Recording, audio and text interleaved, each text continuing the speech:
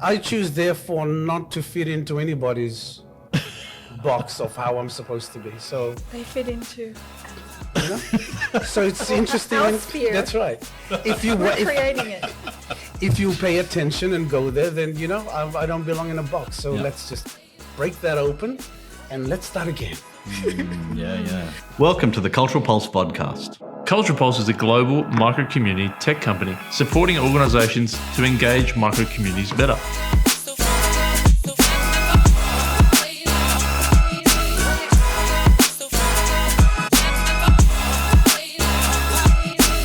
Each episode will connect you with the pulse of what's actually happening in different micro-communities across Australia and New Zealand and get under the hood of cultural behaviours, perspectives and new experiences.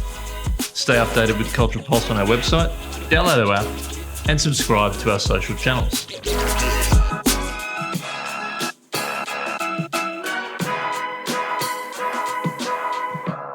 All right, so welcome to the Cultural Pulse Vodcast. This is actually episode number 3. So we've got the Fijian and Pacific representation right up there. Whoop, whoop. And the one before that was Thank actually... you for having us. It's great to have you on here. And it's happened quite organically, hasn't it? It certainly has. I think you manifested it, Sevu.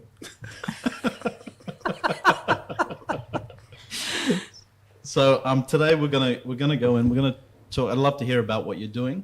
We know that you're both very community minded. You've been here for a long time, so you ride multiple worlds, multiple cultures, multiple dimensions. We may talk about this topic of intersectionality, which is interesting. You can teach us about that. Want to learn more about your schools programs, music, the connection with music and culture, identity, this notion of multi-dimensional notion of identity, and how that sits here for second generation as well, Fijian Aussies, Pacific Aussies. What does that mean? And exploring that a little bit more, and then a little bit just about organisations and how organisations are engaging with the Pacific at the moment and how that's changed over time. Thelma Thomas is the name, and MC Trey is my hip-hop artist name, and I've been doing music for close to 20 years and working with young people here on Gadigal land, and important that we pay respects to the First Nations and custodians of this land that we're gathering upon here today.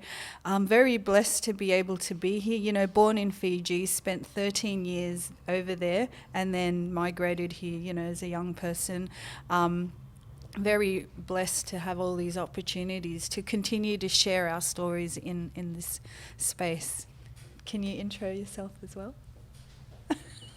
Obviously, she's an MC. She does it so well, so tight, so smooth, right? She just goes right into it. So Sevu Waqa from Fiji as well, and spent most of my life in Australia. I was raised in Fiji as well in the earlier parts, and that was wonderful.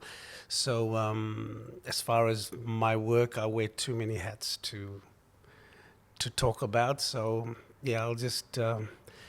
I suppose a lot of the work has been here in Australia as well as in Fiji, as far as the Fiji and Pacific community, especially in terms of community development, a lot around social justice as well. So it kind of incorporates a lot into that, and just being able to have the opportunity and the capacity to learn and also to participate, to share, and to help others in the process, So it's quite wide as far as which way that would go. So why have both of you chosen to work with the community after being here?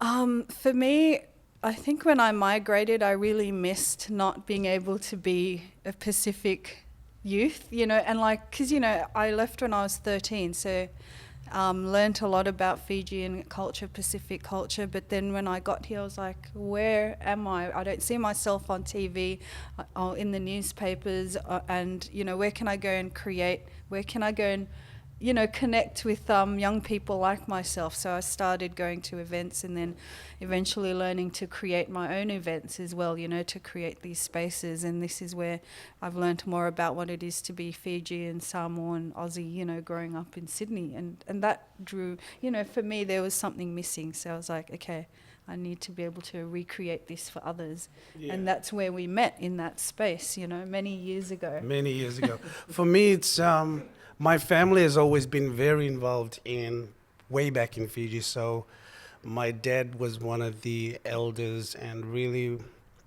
as a pioneer, not only in Fiji but also here in terms of his work with. We were raised in a village, and I've lived in multiple villages as well. So besides the my village, which is called Votata in Bau, Bau in Levu. For Fijians, they'll know where that is, or else you'll look it up. But yeah, so we were basically born into, the whole family was born into seeing, you know, our family partake in fundraising, building a church, you know, doing movies, cinemas in the church hall to raise funds, and all kinds of festivals and so forth. So it was very part of our upbringing. So when we came over to Australia, it was the same thing, you know. Dad is one of the founders of the Fiji Uniting Church here in Canterbury, and amongst a couple of other elders there at the time. And so that was the first established Fijian church here. He did the same in the village, right? Building our village church. And all sorts of things like bus companies, you know. We were the first Fijian-owned bus company to transport our own people and as well for, you know, for everyone else. Those sort of things. So it was always creating things. Started the co-op here to bring food and fresh food and so forth from Fiji as well, back in the 80s, you know. So those sort of things has always been part of my life. So it's nothing new for me to be to organically go to being part of community and seeing what I can do to help others and so forth. So, do you think both of you did that because you're essentially first generation? Are you seeing the younger kids, the kids that are born here, doing the same, or what are you observing? I think it's a bit more challenging for the young people that have been raised here, because they're still trying to navigate, you know, this space. And I think just listening to your story, it reminds me of, you know, the influence that we have in our homes, right? You know, our fathers they were building infrastructures for our community, whether it was Fiji or here, you know. Good point. Yeah. I think it highlights the importance of having that right mentorship, you know, or the leadership around the young people, in order for them to see that it's the norm for us to be. Right. If there isn't an avenue or a pathway, we can create it. Let's create it. Let's not wait for things to be given to us. So, yes. You know, I didn't realize your dad did so much of that. I knew about the church influence, but, you know, my dad did similar things in Fiji, but with sports, you know, training boys in boxing, playing football, taking guys to the Commonwealth Games. You know, we grew up with sports people living in our homes when they'd come over to play sports. So I'd watch my dad build that infrastructure. And only reflecting on it now, I'm like, that's how it influenced me to do what I do, you know, creating these spaces. And I guess young people here are trying to, but there's still a lot more support that needs to go into, you know, showing them the pathways that exist and providing that mentorship. Yeah, I think that there's still, at the same time, it's a generational, you know, part of a generational journey.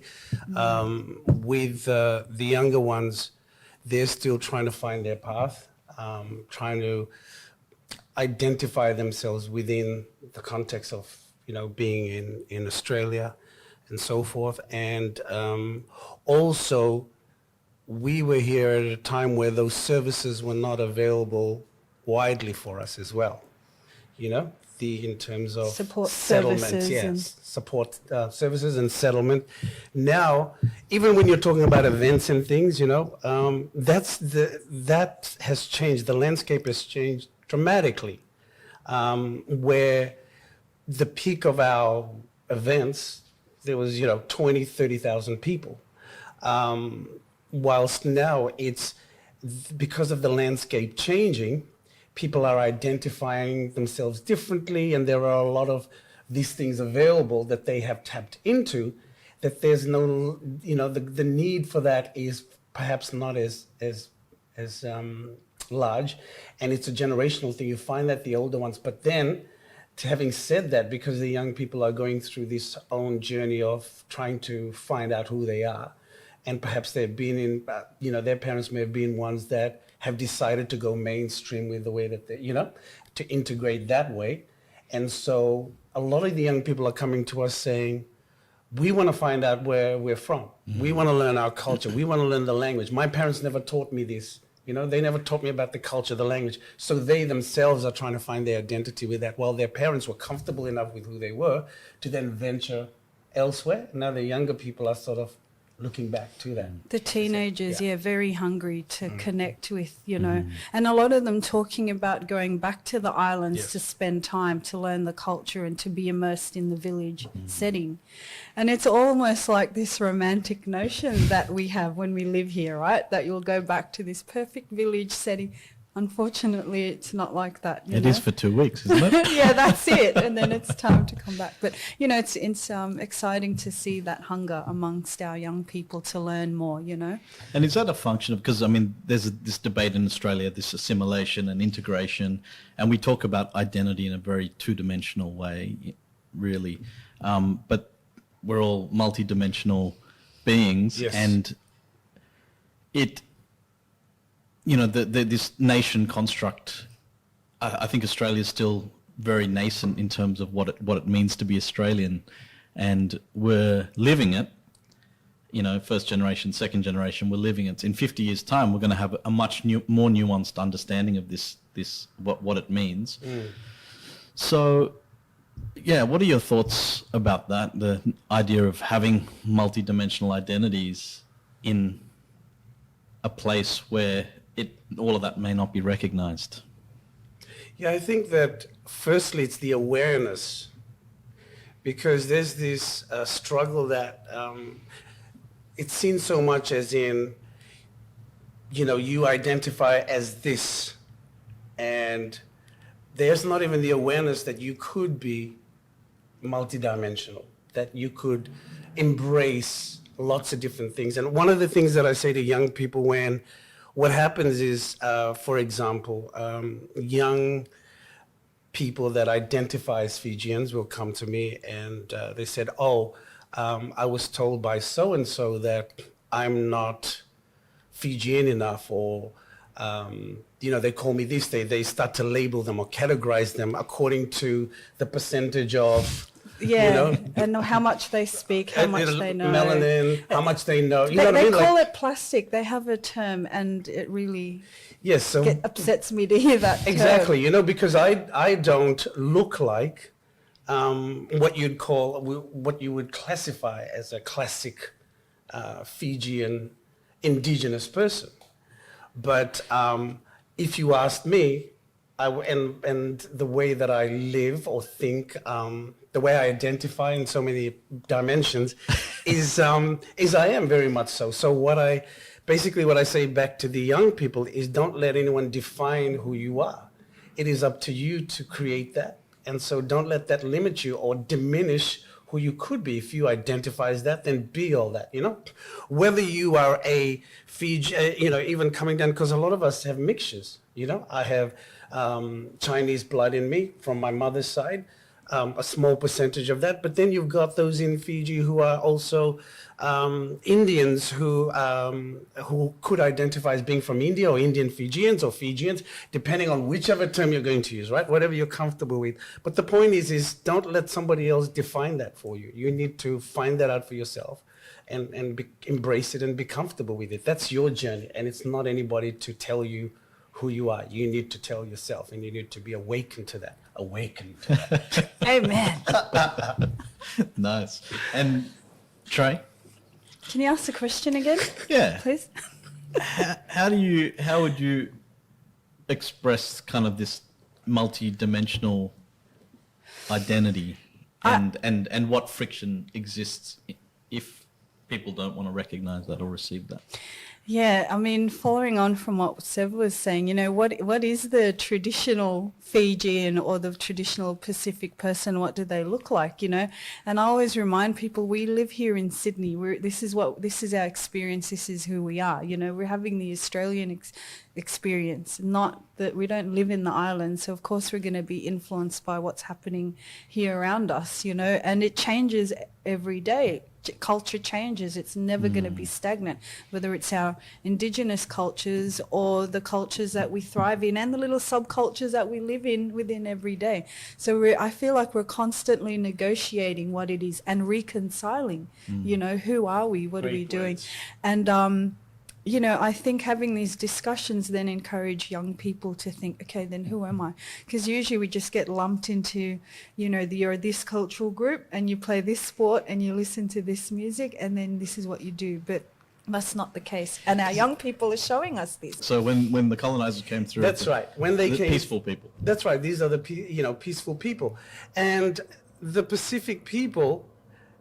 The geography, the naming of these are these people, and they are the Melanesians, they are the Polynesians, they are the Micronesians. These are terms that the colonizers used. Labels. Right? Labels. You know, so when you strip all that back, the Pacific people were very different in the way that they lived, traded, the way they respected, the way they moved around. There are cultures of what you would call Tongans in Fiji, Fiji's in Tonga, Fiji's in Samoa, Samoans in Fiji, because the ocean was not seen as a barrier or a limitation. The ocean was seen as a highway to connect. That was where the interconnectedness came in, you know?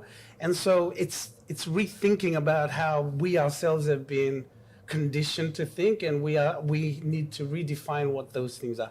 That's a whole nother topic in conversation. But this is where podcasts and avenues like this are important, because it encourages us to think about, you know, topics like this in this context, and then it influence others, because, you know, I guess we have to encourage our young people, and then even our adults as well. We have adults that go through their whole life not tapping into who they really are, you know?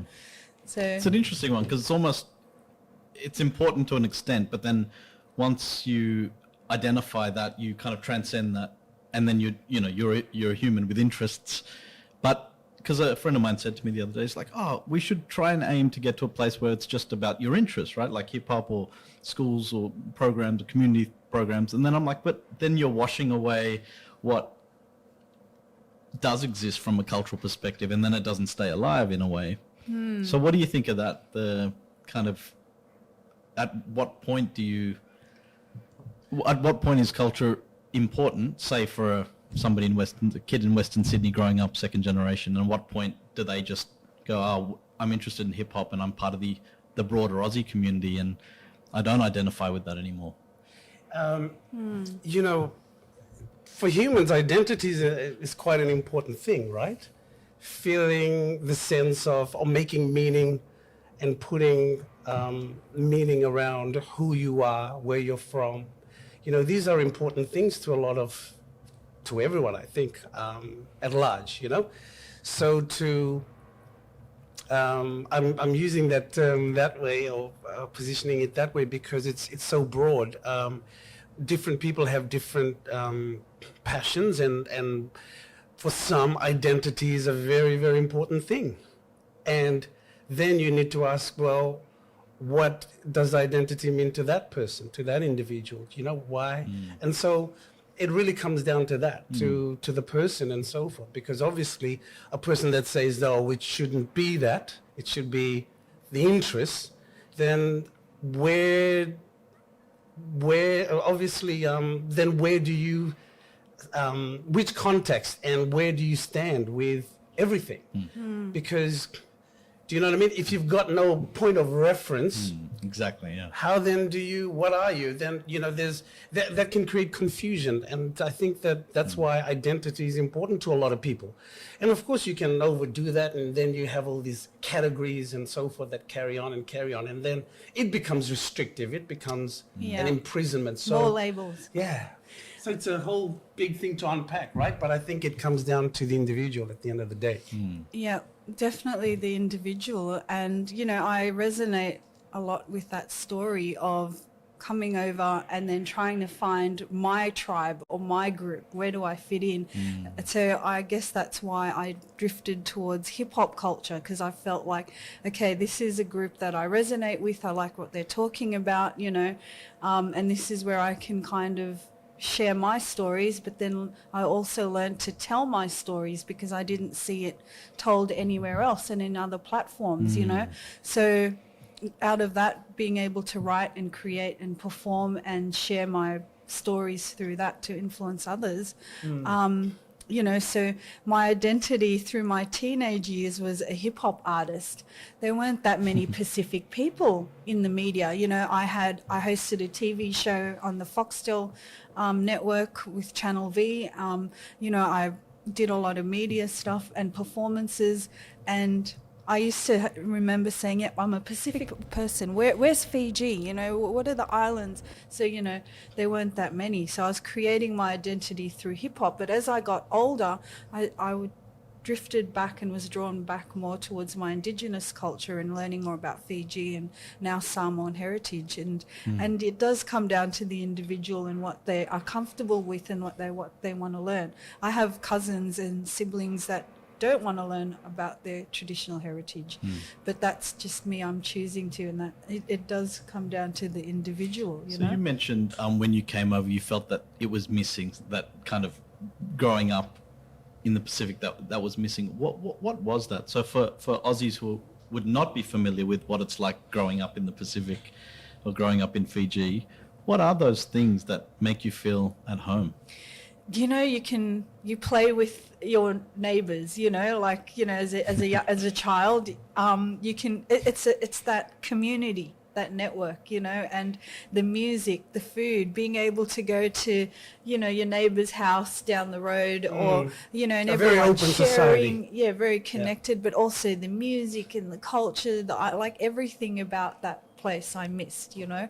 So I thought, okay, I'm going to recreate. So when I look back at a lot of the events, you know, with Fiji, even club events and cruises that I put on, I was like, I'm just recreating home that I miss, you know, and making a business out of it.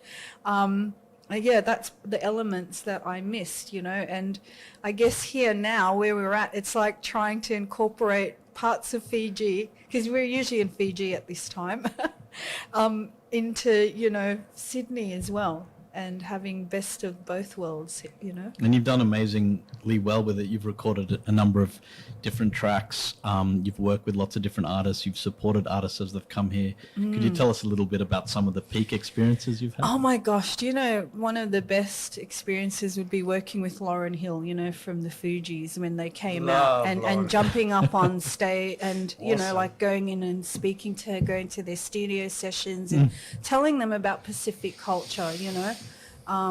And the work that we were doing. So that was a highlight for me, because, you know, not having many Pacific role models back then to look up to, we were looking at American culture and people that looked similar to us and that had similar stories. Even me, skinny Indian kid with skinny ankles, I was like still looking to the US as role models. Because we were looking for that, you know, and then to have someone that I looked up to, you know, and to meet with, and I was doing a play at the time, and she started promoting the work I was doing.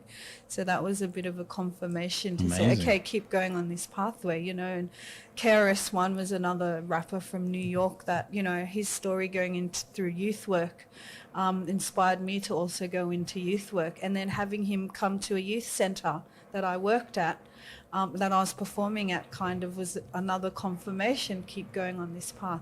So, you know, there are two highlights. But even with the sports stuff, you know, like working with you guys and, you know, realising the importance of sport in this country, especially with rugby league and rugby union, and how that has become a platform for us to share our stories, but also, you know, the economical means and the influence that it has in our communities. You know, we both started working in the sports space, and being able to, you know, share through that and help shape how the events take place and the stories that are shared in the sports arena has been quite, you know, a highlight as well. Your dad would be proud of that. He is, and I keep looking back at his photos going, it was you're the one that influenced me, so I thank him for that.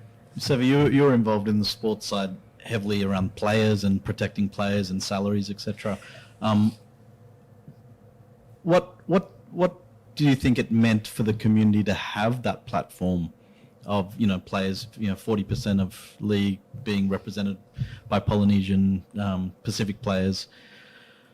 What does that mean to have that kind of platform where people are looking up and suddenly you're national and global superheroes? Yes, well, the whole desire to work with the sports side was, firstly, we had family members, obviously, that were playing, and then or friends, and you recognized the gaps that existed, you know, for them, whether they were picked up from Fiji and brought over to Australia, or if they were then groomed here and trained here, their journey through that. And you could really start to see the gaps that existed with that, even for those, you know. And so it was a pattern that you start to recognize. So the opportunity so we used to run as part of Fiji Day was the rugby as well. We used to have just local competition. It was all for fun. And it began that way, you know. But then you recognize still that there was a lot of young Pacific people who were very talented, and their pathways were very interesting, you know. A lot of them end up on the wayside as well, you know, through injury and so forth, and not having the protections there as far as insurance and what kind of a contract they had, if they even had a contract, you know. How was the club treating them? So that started to highlight some of those gaps that existed there, you know. So trying to address some of that and learning at the same time, saying, hey, what if we do this, you know? And so that was the journey with that. And then later on, being in a corporate role where I was making the decisions where we would put our dollars and cents, and then knowing the gaps that existed, it gave me a lot of insight is how we're going to negotiate this, you know?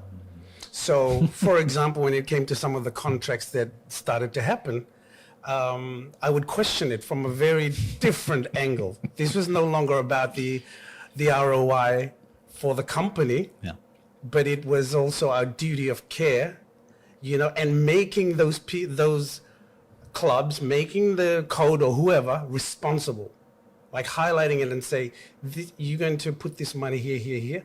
You know what I mean? So it was a very interesting journey, I could say, but it was great to see that there were changes that were happening from that level, and that accountability, holding them accountable. And it was a very different seat to sit in when you are the one holding the money bag and you're going, well, I'm making you accountable as the... So do you feel that coming from that commercial perspective, you were able to make that change in a way that may not have been able to be done in any other way? Yes, absolutely. Because at the end of the day, you know, when you're holding the money bag, they will pay attention. And you go, well, this is how I want this spent. This is how I want this spent. So there was a very interesting scenario. I will talk about the situation, but not the actual one, where they're, meaning the actual one, or actually name it, right? But I'll just use this as an example. Use code words. We had a situation where it was a Fiji representative team. But this is not new just for Fiji. This was happening throughout the Pacific, where the management on the country level of the sport is not really looking after their players the way that they should. And being responsible and paying them. So we had a situation with the Fiji team. So this wasn't even an Australian organization, it was a Fijian... That's correct, yes. Right. And this is not just I was very involved in the Fiji side, but I've had this conversation with the heads of, rugbies from other countries.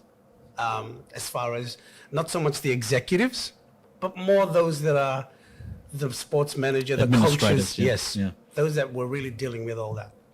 Anyway, so we had a situation where payment wasn't happening.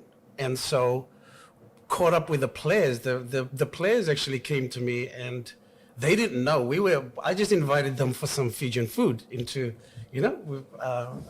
have a little bit of a feed after one of the games. And then they brought up the point that they were not being taken care of financially, according to their contracts, and very concerned about their families and so forth. So it just so happened that I was in that space. So then the next day we were able to have conversations with the powers that be, and they got paid, and a nice sum was put into their account so they could be paid. But Nice, yeah. that would not have happened if I was not in the situation and in the role where I could help out. It's amazing. You have this ability to just find your way into the situation to make something happen, which is very cool. You must have observed several. The smiling assassin. Absolutely. And more conversations like that need to happen, like being around people that make the decisions, and then you can influence how these decisions are made as well. And I feel we do that a lot with sports and with a lot of different areas that our Pacific people sit within in Australian society. Is that still happening now? Yes, because you still have to hold people accountable, and there has to be someone advocating for those that are not in the position to be able to have a voice. I mean, a huge important thing is to even be allowed to sit at that table. Do you know what I mean? So I make it a point. I am not coming in this level. If you want me to be part of this, then we need to sit at the table with you rather than you just going, this is what, do you know what I mean? Yeah. And that's how it has been a lot. It's very much still driven like that. So to then go, hang on a second, no, we're not playing, because there's still a lot of advocating going on, right, Trey? Absolutely. In lots of different levels, not just in the sporting field, but we take that on as custodians. We take that role very seriously as far as being leaders in our communities. We have the responsibility then, to make a stand and to also play our part in it. So going back to the shift and the role of sport as a platform, how has that impacted the community in the last 20 years, say, the rise of the Pacific in sport and in Australia, and role models coming through? What have you observed about the impact it's had on community as a whole, but also families and kids? The positive impact within the community would be, them seeing people that look like them doing well, and being on TV, and, so it encourages them to aim high. I love going to sporting events and hearing Pacific music, and seeing elements of our culture represented, whether it's the Pacific Day or whatever it is that's happening with any of the codes.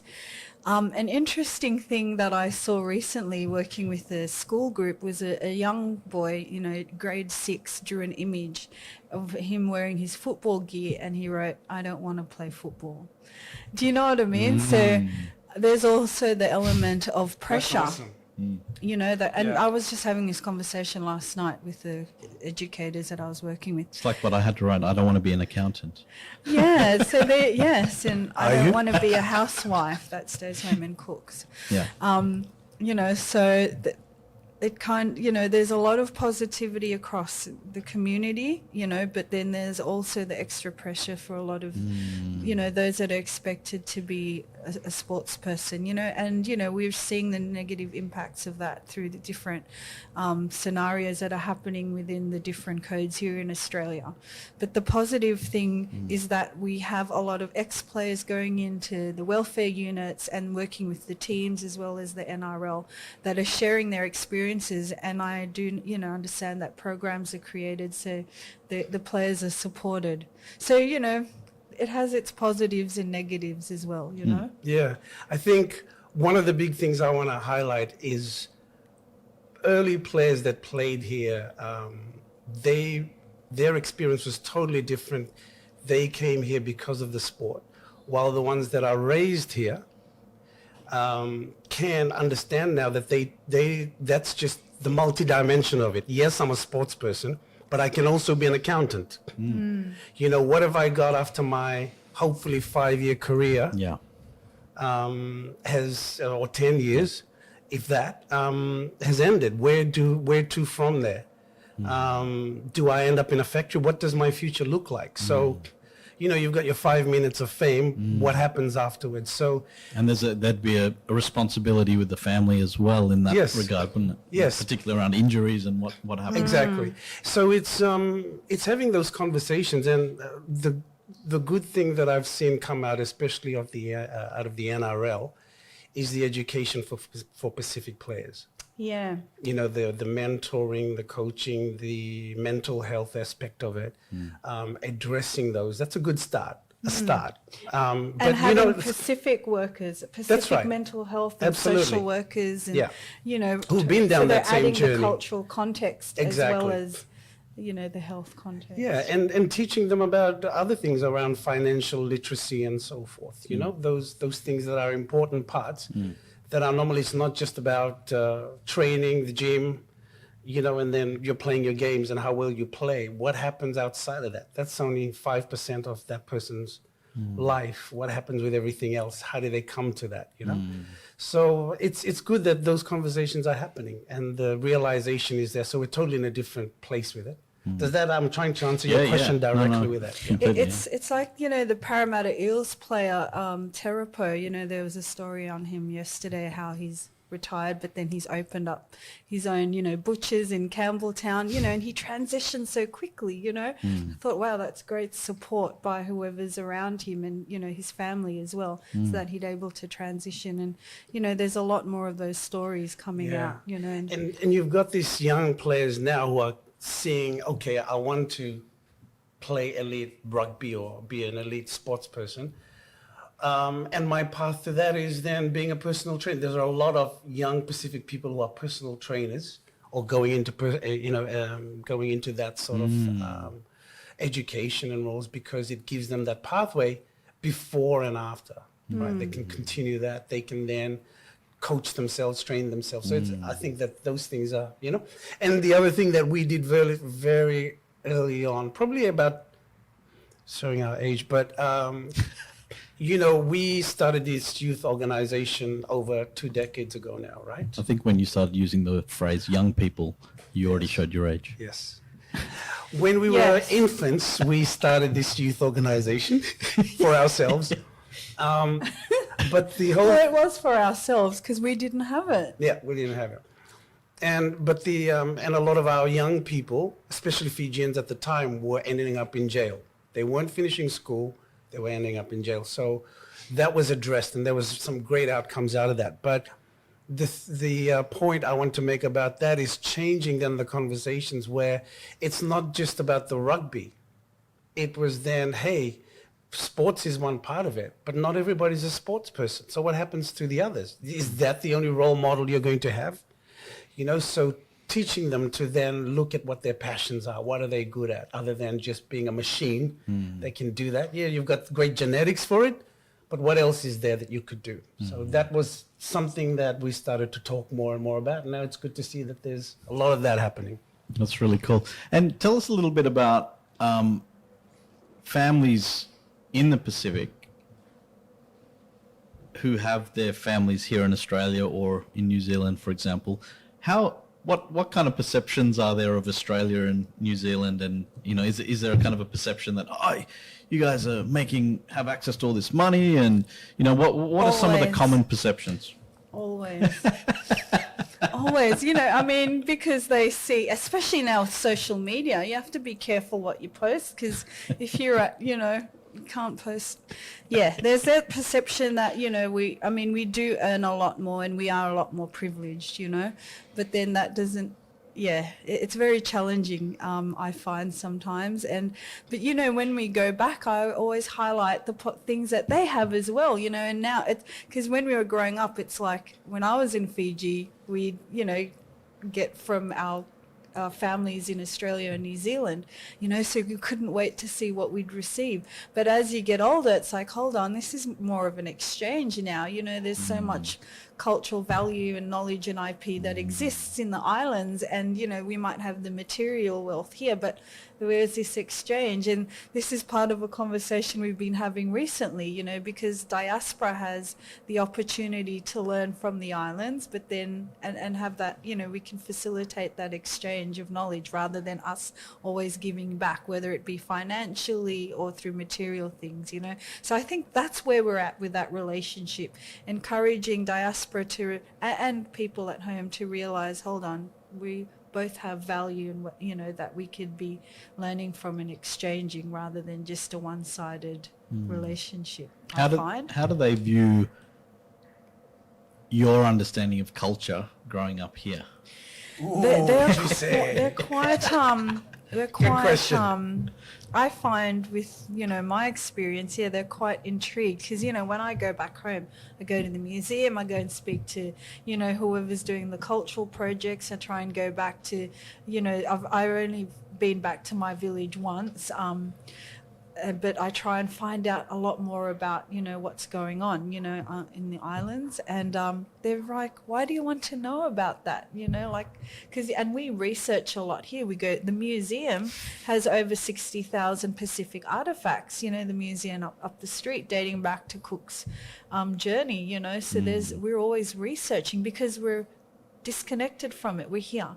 Whereas back home, they don't have to. It's everyday life. There is no need or thirst to go and look for that knowledge. So I find we're overly kind of academically, cognitively thinking about these you know, things, And even with my markings, you know, like this is a tradition that Fijian women practiced before colonization, but a lot of women and Fijians don't talk about it or know about it because that knowledge just stopped. Back home, a lot of the women would not get these markings now, whereas a lot of us that live overseas are hungry for it and reconnecting as a way to reconnect back to our ancestry.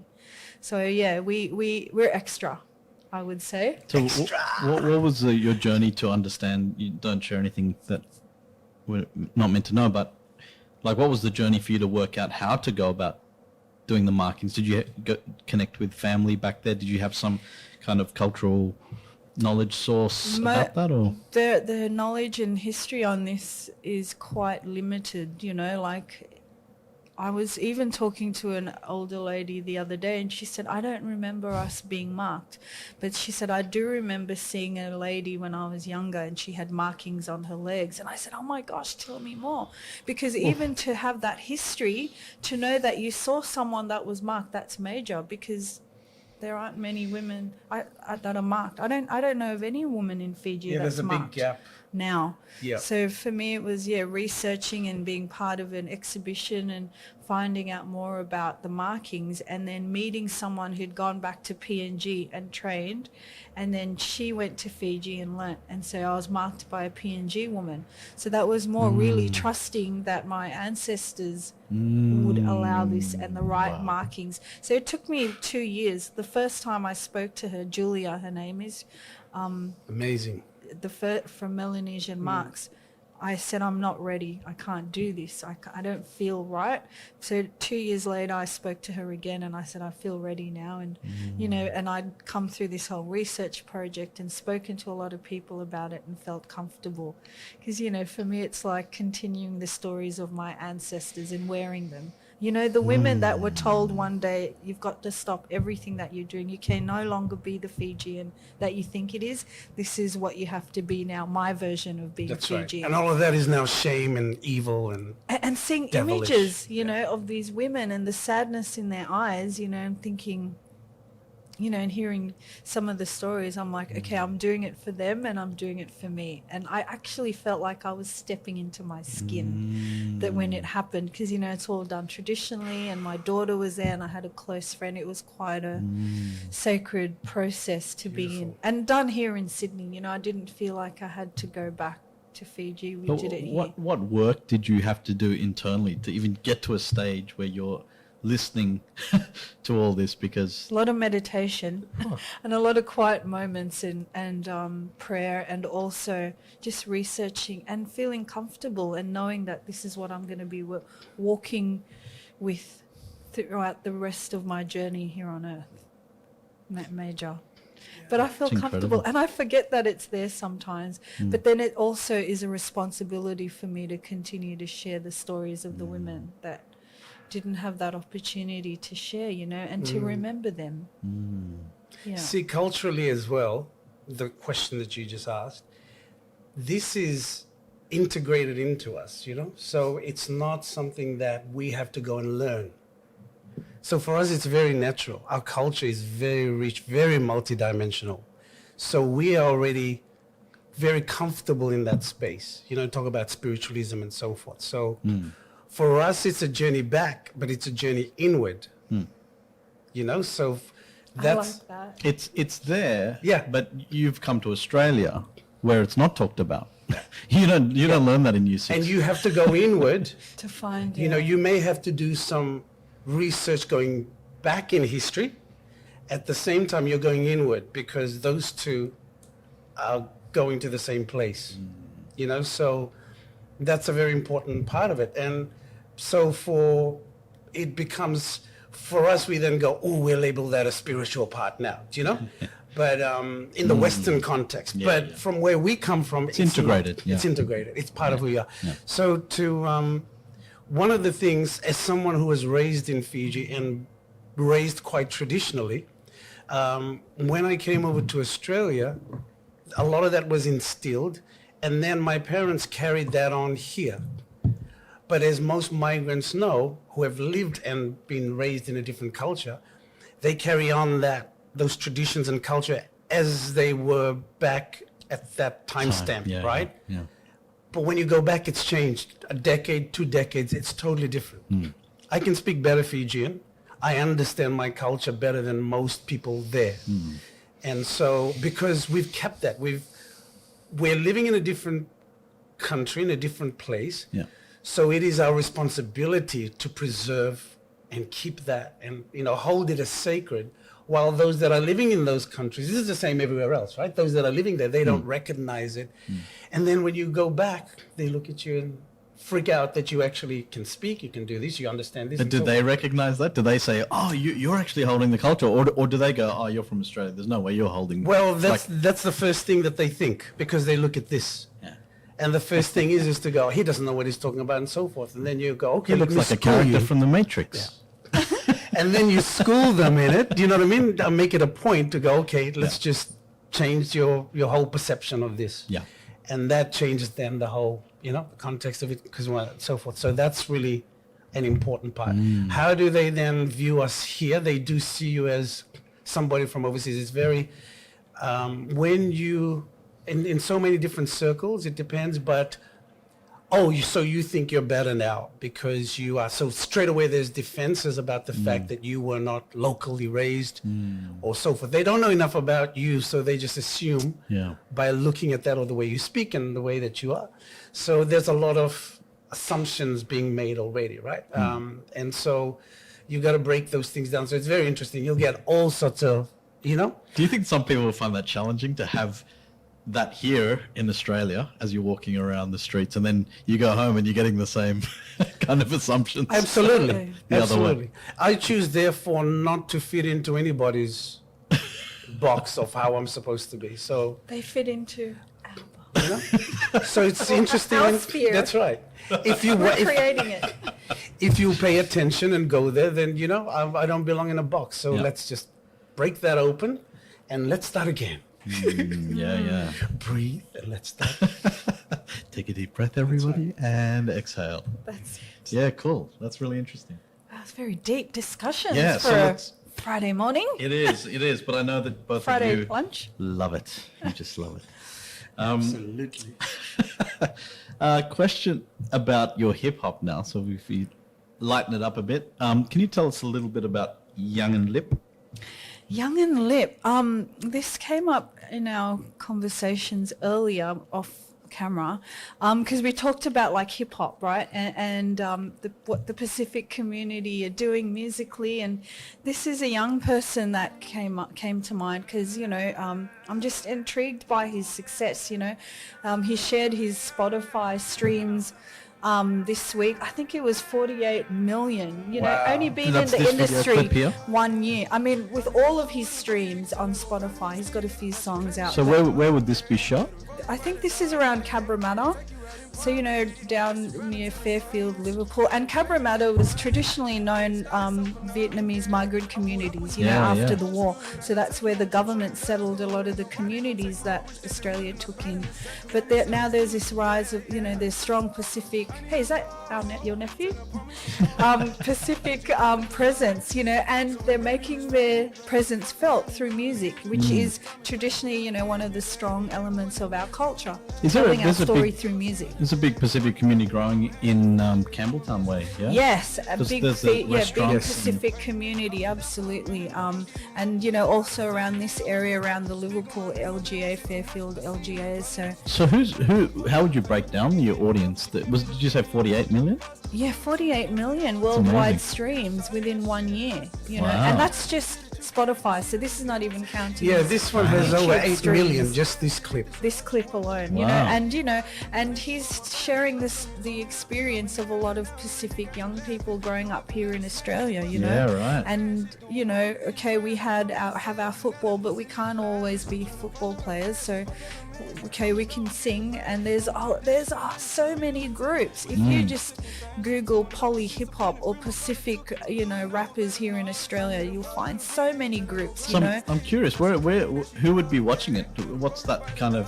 I think a lot of young people, not just Pacific in people, the US young or- people around Yeah. the world. Yeah. There's a Wow. lot of interest from the UK because Woolies gets a play. Look at that. Woolies. Yeah, there was the Woolies. There's Sign at the back. I yeah, hope they went to Little bit of- Woolies. Maybe the next video. 48 million views. Brand positioning there.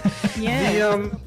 What I see in that clip, I was just going to mention is this is going right into their world, right? Yeah. And the other thing This is every day. Just This is hanging every out, day. and we just put a camera. They just put a exactly. camera there. They just put a camera there. This is their lives. And what used to happen, if you look at the different generations, Reg, is you'd have young people, our Pacific young people, feeling very marginalized, right?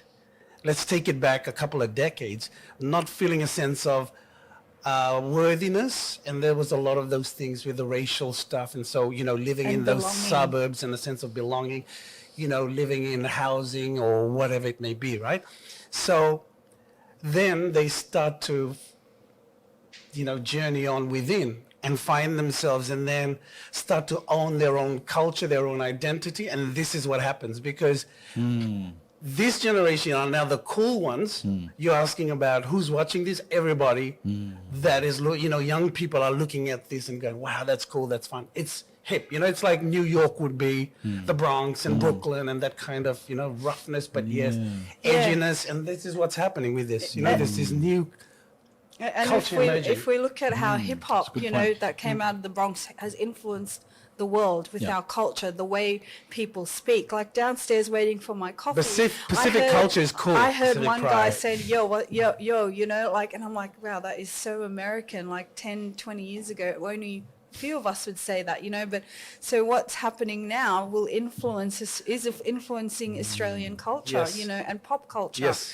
You know, and Globally, you were asking, who's watching? There's a big interest from the UK because of the Australian connection, and you know, like the first fleet that came over, and now they're looking at, wow, there's brown people there, and like people, well, where are they from? You know, so the migrant stories are being shared, and you know, you have groups like 1-4, like 21 District, HP boys from all around the country.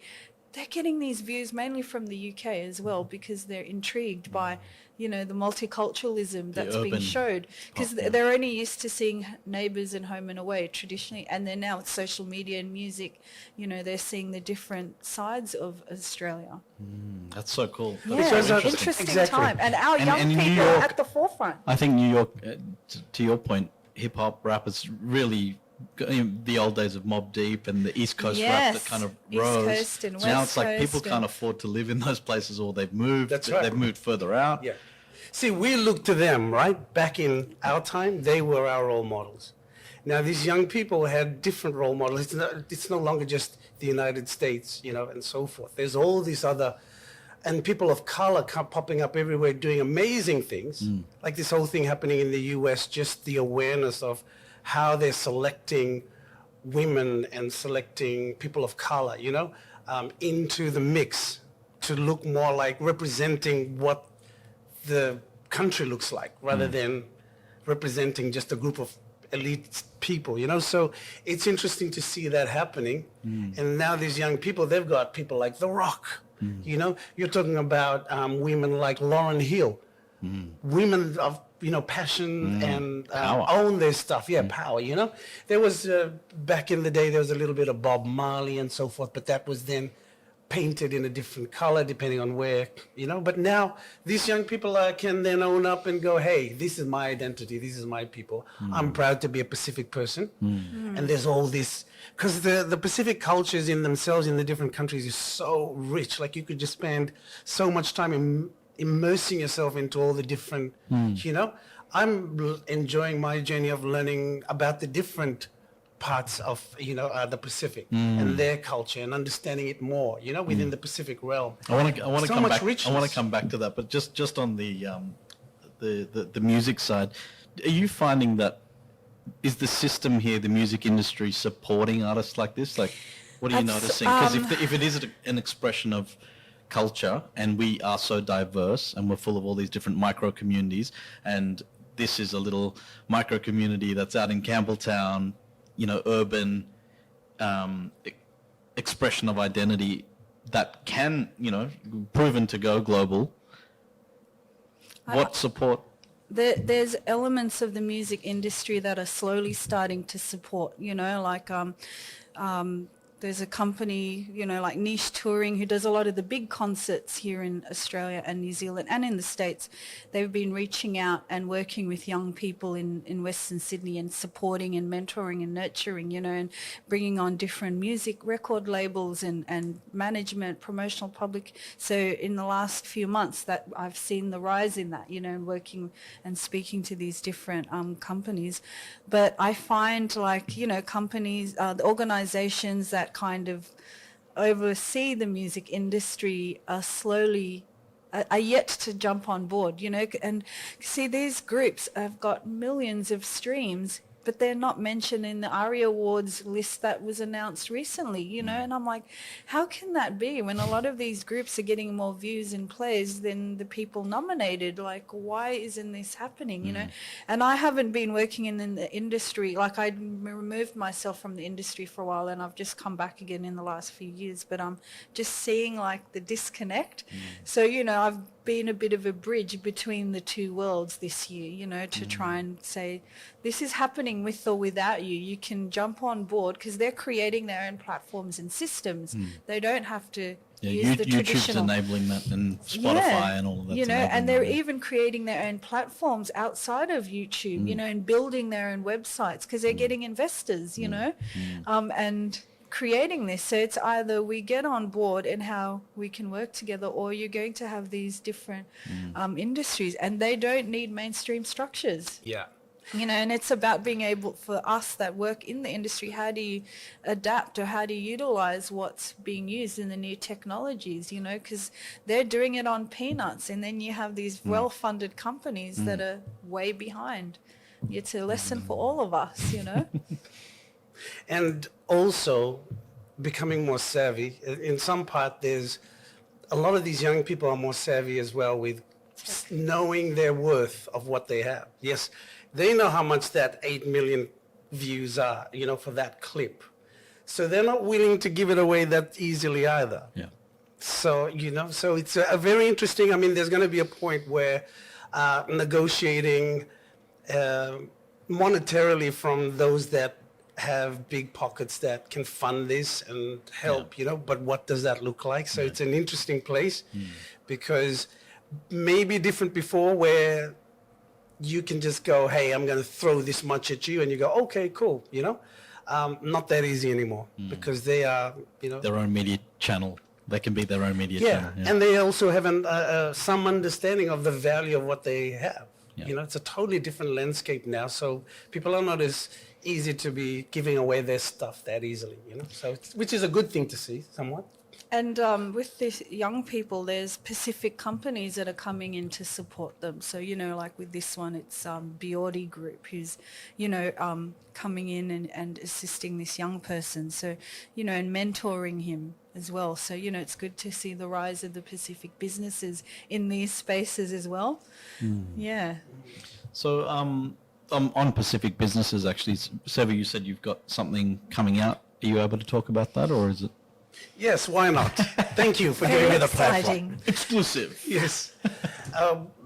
Basically, it's part of this whole journey of recognizing the need in the Pacific, especially small countries, pockets, and you know, there's about 20 countries there that we're focusing firstly on, but it's about digital transformation and giving micro businesses, small businesses, the corporates, they already got the backing to be able to market themselves, right? But a lot of these small companies do not have the capacity to. So this new product that we're launching in January is going to give a lot of small businesses, entrepreneurs in the Pacific countries global reach. So it will be It's kind a of platform. a Pacific yellow pages for On turbocharge. on turbocharge Yeah. for entrepreneurs and businesses. Yes.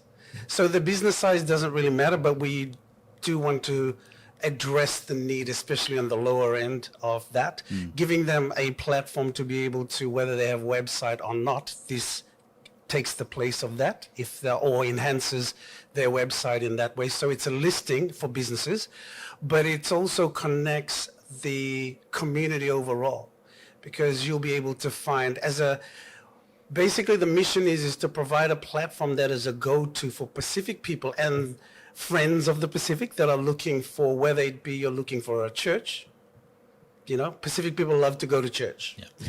So being able to find a listing wherever you are. So it's incorporating all your power tools of Google Map, Google Search, Facebook, WhatsApp, YouTube. It's all integrated into the platform. Amazing. So that you know, what used to happen before is I would be looking for something in particular. Let's just say I'm looking for a tattooist. Trey's looking for a tattooist, right? Is that what you call it, or would you call them a tattooist? Marking was used. Yeah, to marking. A marking. Daumbati, they call them, the traditional. Right. So imagine trying to find that person. It would be like you would be searching through a haystack, right? Trying to find a needle. So giving this platform so you can find whatever it is. So because it works by location, if you're in Sydney and you want to find one in Sydney, it'll pull in the data in Sydney. But if you wanted to search for it in Papua New Guinea, you can search in that country as well. So it allows that scalability for businesses to operate both locally. It'll be totally available with them locally. And then, of course, giving them, should they wish to, have that global reach. And we're going to tie in all the, looking at the payment systems and payment gateways to make it easier for transactions to occur. Amazing. So the infrastructure is not totally there in the Pacific at this point. but we are getting there. There's companies that I'm talking to, technology companies and merchant companies who are creating these products. So we want to be able to integrate payment systems and payment gateways and so forth to take that, barrier away and make it easier for small businesses and for me to find whatever it is I'm looking for and vice versa, right? So interconnecting the Pacific Yeah, within it's itself huge. as well as to the world. Absolutely. right? So if you're someone who's going to go to the Cook Islands and you want to find a bed and breakfast in the middle of somewhere, we want to be able to have that so that it's not only for Pacific people, it's for those that might want to travel to those countries. So it is like the yellow pages, white pages of that country. It's like TripAdvisor mixed with Yeah, it's Maps, mixed with YouTube, mixed with Exactly. Facebook, mixed with Exactly. Yellow Pages. That's right. And imagine this. So if you're looking at the listing for that particular business, you don't have to go and call them even through there. They'll have their phone number, but you can messenger them or WhatsApp them directly, right? So instant connection without having to pay a toll call to get to them. I mean, this is normal for us here, but it's huge when it comes to the Pacific because the infrastructure is not there yet. Amazing. That's exciting. Yes. So what are the time? January, you say? January. Can you share what the name is? Like what? Pacifika World. Pacifika.world. There you go. Beautiful. It says it all. Exciting.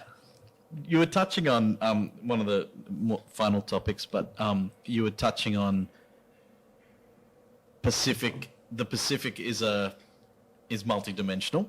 Can you talk about that a little bit in terms of identity?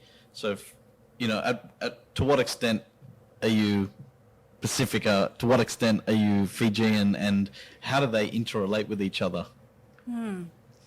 Being Fijian and Pacifica. Yeah. It's like when we talk. You're a good one for this one. Yeah, I mean, She's multidimensional in her in terms of cultural, culture. my heritage, it's Fijian, Samoan, Chinese, but born in Fiji, raised in Western Sydney. What a mix. Yeah. Represent. And for me, I find I've managed to create my world to ensure that I can continue to be that, so my days would be talking about culture. Tomorrow it could be going to a Pacific event. On Monday it will be talking about Pacific cultural heritage to young people and using music. So I've been very lucky that I've molded my existence to continue to incorporate those identities, where for a lot of other people, they might have the Pacific food at home or the Fijian food at home and then have church or their gatherings on the weekends where they can really be Pacific. Because I find that with us that have these different cultural heritages, when we go out into the world, whether it be at work or school, you have to fit in that system. And this is, we're constantly negotiating, because we all have to be different identities wherever we are. There's different cultures in the office, at school, at home, in the different social settings. So for me, I find, I've managed to be all of that every day. But I find for other people, they have to switch off being the Pacific person and be this person today. And then when I go home, then I can be myself, because we're still a new society here in Australia. And then with the new cultures coming in, it's constantly changing. And that's what I see. People are still having to, today I have to be this, but tomorrow I'm going to go into school and be this. Do you know what I mean? But do you get the same sense of challenges. pride? Like, if I said, you're Pacific, you're Fijian. I mean, what? I like to be, the Fijian, Samoan, Western Sydney. So more specific. Because my experience is definitely Western Sydney, you know what I mean? But then when I speak, I don't speak just for me, I speak for all of us, and not saying that I'm taking the voices away, it's more like recognizing that I exist and I'm part of a family and a community and a long line of ancestors that I speak about, you know, that they are still with me. So it's not just the I. So that's why I like to use the Pasifika term. I don't use Polynesian because I find that it excludes the Micronesian and Melanesian groups. And I don't even like to use those three terms because they're not our terms. You know what I mean? That is a way of categorizing a group of people based on what they look like, where they live. And it's that very anthropological perspective, you know, in the historical perspective. It's not from us. Whereas I like Pasifika, and I've actually spelt it my way with the C, because in New Zealand the experience is different again, because you have your First Nations people who are the Māoris, then you have your Polynesian and your Pacific people that have migrated, so it's different there, different context. Whereas here, if we're not First Nations, we've all migrated here. You know, and I think of us all as Pacific because we're all, you know, whether we're Māori, Samoan, Tongan, we are Pacific peoples. That's how I see it, you know, and we are us together. And then together we are stronger. That's my take on that all. You can tell I've thought about this for a little bit. Yeah. Multidimensional, you said, right? The whole, I found it interesting, the point that you made that they have to, what word did you use to describe when they move from something to another? They have to transition and reconcile or negotiate. Negotiate, yeah. Whilst I would probably use the term discover. You know, we're just discovering different aspects of ourselves, of our being and elements, rather than it being fitting into a particular box or fitting into a particular thing, you know, that I can be free then to kind of go, you know, if I'm willing to journey and discover this aspect of who I am, rather than looking at it from it's this, and then I'm going to chop it up now. I'm going to chop it now into pieces or slices. No, that doesn't, in the way that I view it, it doesn't exist that way. It's so whole and universal, and therefore it's just me, my willingness to journey and discover and explore those certain elements. So, you know, so rather than identifying as a Fijian or so forth, I find any of these boxes so limiting, like whatever label you put on it, it's an aspect of who I am. The essence of who I am is so much greater than that. And, you know, Aretha Franklin, I think, was asked once, was it Aretha Franklin? Yeah, Aretha Franklin was asked, you know, how have you done it? How have you, through different generations, reinvented yourself? And Aretha Franklin's response was, I don't reinvent myself. I just discover another part of myself. I am. I am. Nice. Yeah, very interesting. And, you know, it's always important to, you know, like when we're talking about culture and looking, you know, so I always ask, how do you want to be, you know, identified as? Because we can sit here and say, oh, no, we say Fiji, Pacific, you know, poly, whatever. But, you know, it also does come down to the individual and how they want and where they are on their journey as well, right? Because we're all like spiritual beings having this human experience with the different cultural elements. A little rose-colored over here and blue over there. But that's easy to say from your perspective, right? But that doesn't make it easy for other people who are trying to engage. Like, let's say Aussies who are trying to engage with the Pacific, for example, or engage with the community. It's impossible to navigate. Well, it's a different way of thinking, what's right? your advice? What's your advice to all Aussies who just want to learn a bit more about the Pacific and about Pacific identity and Pacific culture, apart from rocking up to Fiji Day? See, okay, people, this is the point I want to make. We are lazy. So No, we're not. no, not the Pacific people. I'm saying as human beings are lazy. Yeah. Right? We want to box everything and make it easier for ourselves to just racially profile and put things. It makes it easier for us. So what you're asking is make it easier for the other person. The person doesn't want to do the work. Customer service, you know? You know, let's take it right down to a very sensitive topic about gender and identity in relation to gender. We've got this whole thing, you know, and I've been in places where I've had to go call them by their name or them, you know, because you don't want to offend them. So therefore, you'll call them by their name. You can't call them he or she in respect to what you're saying. So I would go, what do you want me to call you? Like, how do I identify? Whatever that is, I will respect it. Ask. I will respect it rather than making the assumption. This is why I'm saying it's lazy and it's easy for us to, like, if you really see the person, if you really see the person and really want to be interested in that, then you're going to go there. You're going to take the time. But it's easy for me to just kind of go, well, you know, middle-aged, white, or dark, 6 foot, this, that. It's easy then to kind of go demographic, you know, geographical, and go through that because it makes it easier for us. Yeah. There's a physical experience as well that we're, you know, through our senses we are. And then you are seeing them through lenses. You're not really going to experience. They're all filters and lenses. I know I'm taking it like, you know, to think, but what I'm saying is that we created all this. We've created all these things that have now they've become such a big problem because then people are going down this rabbit hole, and it just becomes, you know, confusion, and even the people who are trying to identify themselves are confused with some of those terms and what does that mean. So it's kind of, it's just, it takes away from the person in seeing who they are. So I think maybe we should remove those lenses because I never fitted into one, right? So I didn't feel like I fitted into any of these groups, yet I was comfortable in all of this group. Do you get what I mean? Yeah. Because I could see bits of it in myself in all of it. But sometimes the labels are useful, yeah, to be able to describe, you know, a gathering or for certain purposes. It exists as a label maybe for a purpose, but it doesn't exist in the real interaction perhaps, yeah. Yeah, I get where you're coming from with that. I'm totally just taking it from a perspective of, you know, when you're meeting people for the first time and how do you... That's the human... Yeah. Another connection part. Yeah.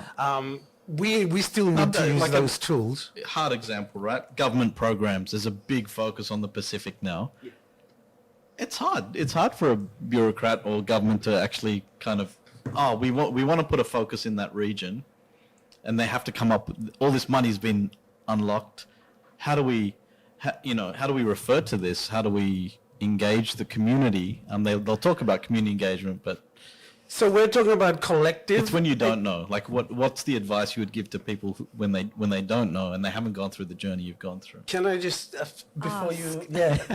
The point is that there's two different things that we're talking from. I'm talking from an individual perspective. Yes. You're talking from a community or group perspective, right? Or a group of people or a tribe or so forth, right? That has served its purpose, and I'm not taking away from that. Yes. By saying, then it's just vanilla. Everybody's having vanilla, you know, because therefore I'm not being judged. Or blah, blah, blah. I'm not going down that path with it. I'm just saying that the perspective I'm coming from is from an individual perspective. Yeah. We still need all these mechanisms and so forth to, Napolitan.